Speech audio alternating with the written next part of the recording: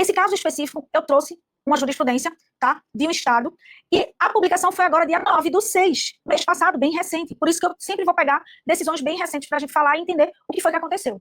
Essa ementa, o que é a ementa dessa jurisprudência? Ou seja, o resumo do caso. Bora entender? É um recurso inominado. Então, quando eu já leio o recurso inominado, eu já sei que foi juizado especial, né? Tem ali uma situação de juizado, e nesse caso aqui específico, por incrível que pareça, foi de fato no juizado. Ação de indenização por danos materiais e morais, golpe do falso intermediário.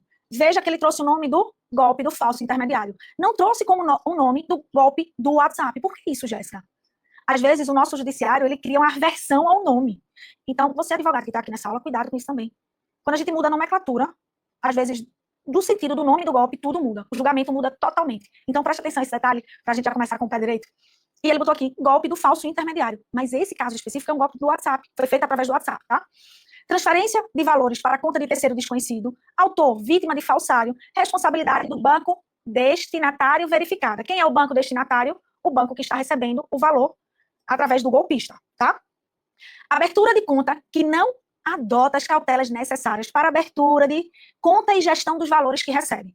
Falha na prestação do serviço configurado, sentença reformada, recurso conhecido e parcialmente provido. O que é que eu quero falar dessa ementa logo de cara? Primeiro ponto, o advogado ele foi muito cauteloso para chamar a atenção, para dizer que foi um golpe do falso intermediário. Por que ele fez dessa forma, Jéssica? Porque o golpe do WhatsApp, no Estado, ele estava vendo várias decisões que não estavam procedentes. Então, ele mudou a nomenclatura, mas é o mesmo modus operandi. Ou seja, a mesma situação como ocorre o golpe é igual. Ele só chamou a atenção para dizer, ó, vou trazer outro nome para o mesmo golpe. E foi isso que aconteceu. E por conta disso, existe um novo olhar do judiciário. Então, você é advogado e advogada, às vezes você está dando murro e ponta de faca com o mesmo nome da ação. Ou então com o mesmo nome do golpe. E às vezes o judiciário já cria um bloqueio. Já imaginou um assessor pegando olhando aquela petição que chegou agora de imediato para ele, ele vai olhar e vai dizer, meu Deus, já está aqui, golpe do WhatsApp, mais um. Sabe que o autor ele participou de atos? E às vezes, o que é que eu quero trazer como atenção para você, advogado e advogada? Às vezes, uma nomenclatura muda todo um contexto, e é isso que eu quero já fazer o alerta a todos que estão aqui nessa aula ao vivo. Preste atenção na nomenclatura que você traz nas suas peças. Se aquela nomenclatura não está sendo procedente no seu estado, muda, traz outro contexto, e você vai ver que pode ter uma mudança de jurisprudência aí, até de decisões buscando a procedência para o consumidor. Então, bora lá. Jéssica, é o inteiro teor dessa ação. Nesse caso dessa ação inteiro teor, eu sempre vou tirar alguns detalhes específicos de vocês. Quem é meu aluno do método CIA, da pós-graduação e do CIA Evolution, vai ter acesso a todo esse material detalhado, vocês vão receber na área de vocês, na área de membro de vocês, tá? Então, bora lá. Jéssica, o que é importante? Aqui, ó, eu sempre gosto de trazer o inteiro teor e a gente pegar os detalhes e ir trabalhando esses detalhes e depois eu vou falar de forma bem minuciosa, tá? A análise da jurisprudência. Primeiro ponto. Registra-se, nesse caso específico, a súmula 479 do Superior Tribunal de Justiça. Tem aplicação quando há demonstração de que o dano provocado por terceiro decorra de fortuito interno, ou seja, de defeito no sistema de segurança das informações. Para que haja responsabilidade solidária, é necessário que o banco tenha alguma forma agido como omissão ou de forma comissiva no ato criminoso praticado pelo correntista. Então, primeiro ponto, você que está aqui comigo, preste atenção. É necessário que o banco ele tenha agido de forma omissa, ou seja, ele não deu a atenção devida necessária àquela situação que foi informada como um golpe, como uma fraude. E de forma comissiva no ato criminoso praticado, ou seja, ele viu, mas não fez nada. Então, vamos prestar atenção. Um dos momentos importantes dessa aula que eu quero que você tenha a maior atenção, se possível, anote, escreva, bota no caderno, no tablet, no computador, seja onde for. Eu sempre falo que você, advogado, tem que ser muito cauteloso para buscar o fundamento de forma correta e trazer na sua petição inicial. Por quê? Todo golpe que tem um consumidor envolvido, que ele faz ato, o nosso judiciário está buscando trazer esses atos que o consumidor faz como culpa concorrente ou culpa exclusiva da vítima. E isso é a maior dor que hoje os advogados no nicho do direito bancário estão enfrentando. Lógico, tem outras áreas que também estão enfrentando essa culpa concorrente e culpa exclusiva da vítima.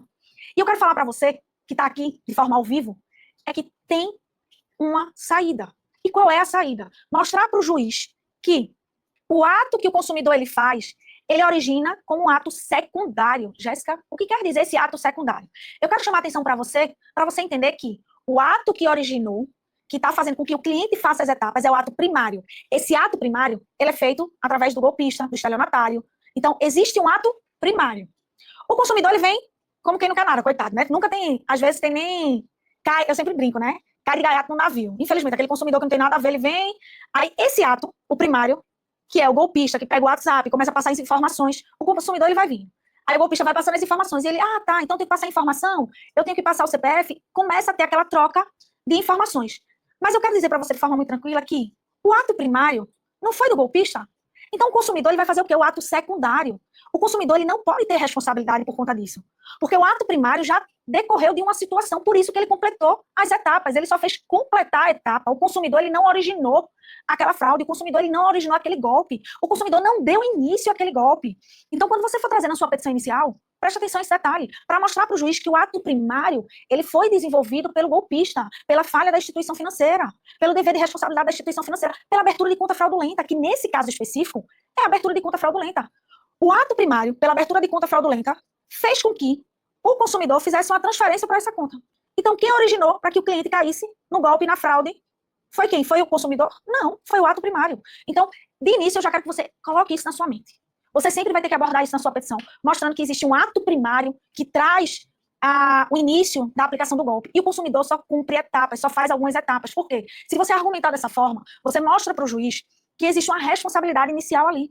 E o consumidor ele não pode ser responsabilizado de forma exclusiva por um ato que não decorreu dele. Ele só concluiu. Ele só seguiu com os atos. O ato primário ele já ocorreu, sem interferência desse consumidor. Então, preste atenção a isso. Falem. Excelência, o ato primário, o ato secundário, faz um desenho, faz uma linha de raciocínio, mostrando o ato primário, o banco abriu a conta. Aí, teve a situação da conversa no WhatsApp. Depois disso, o consumidor fez etapas que originou o ato secundário, concluiu aquele golpe. Então, faz uma linha mostrando para o juiz, isso é muito importante. Tá? E esse argumento, ele está conseguindo trazer um olhar do judiciário, mostrando que, de fato, o consumidor ele não faz nenhum ato originário. Não é ele que dá a causa. Então, foge da culpa exclusiva do consumidor. E foge da culpa concorrente. Tá? Agora, eu quero saber que você que está aqui, você sabia disso? Quem está aqui comigo ao vivo, já estou olhando o chat, quem sabia desse argumento, dessa fundamentação? Lógico que todos os meus alunos sabem, porque eu estou pegando no pé toda a aula que eu trago nos meus alunos. Eu digo, gente, culpa concorrente, cuidado, vamos sair dessa culpa concorrente e culpa exclusiva com o famoso ato primário e ato secundário. Traga isso como fundamento, tá? Sempre, ato primário e secundário. Ó, tô vendo aqui muita gente ao vivo comigo, bora lá. Compartilha essa aula no YouTube. Se tá gostando desse conteúdo, diz se tá gostando, eu já quero que você curta esse conteúdo para eu saber que você tá gostando, para poder trazer mais conteúdo nesse nível. Meu objetivo é compartilhar o máximo de conteúdo prático para você que tá aqui, tá? Então vamos embora curtir aí esse vídeo, para eu entender que de fato vocês estão gostando do conteúdo, para trazer muito conteúdo assim. Então bora lá, vamos embora, meu povo, trazer mais conteúdo. Então você já sabe que, na sua petição inicial, para fugir da culpa concorrente e culpa exclusiva da vítima, você vai desenhar para excelência, eu vou desenhar para você, desenhe para o juiz, ato primário, ato secundário, coloca na sua mente, advogado, ato primário e secundário. Mostre sempre para o judiciário que o ato secundário é do consumidor, tá? Isso é muito importante. Por favor, tá certo? Ó, o Rogério colocou aqui, professora, eu não tinha, vou até exibir ele aqui. O Rogério disse aqui, professora, eu não tinha olhado por esse prisma. Esse fato primário é uma tese interessante. Doutor, eu só trago o que eu aplico no meu escritório, porque eu estou compartilhando isso com você que está aqui nessa aula. Eu tive uma ação no qual o juiz trouxe a decisão dizendo que a culpa era concorrente. Meu amigo, eu não me conformei com aquela resposta, com aquela sentença que o juiz trouxe dizendo que o meu cliente tinha culpa. Como ele teve culpa se ele não deu causa à situação do golpe? Ele só fez uma etapa secundária. A etapa primária já ocorreu e não foi por conta dele. Então, eu não me conformei. E aí, o que foi que aconteceu? Eu recorri desse processo e trouxe esse fundamento do ato primário e secundário.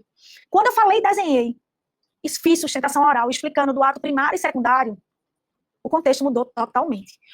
Todos que estavam ali, né, os desembargadores entenderam que, de fato, o consumidor ele só fez atos posteriores ao ato primário do estelionatário. Por isso que é tão importante você entender e buscar sempre uma saída estratégica. Então, essa situação do ato primário, do ato secundário, ela já foi validada aqui, ó, no meu escritório, por isso que eu estou trazendo para você, faça, tá certo? Mostre para o juiz que o seu cliente consumidor, ele não deu causa inicial.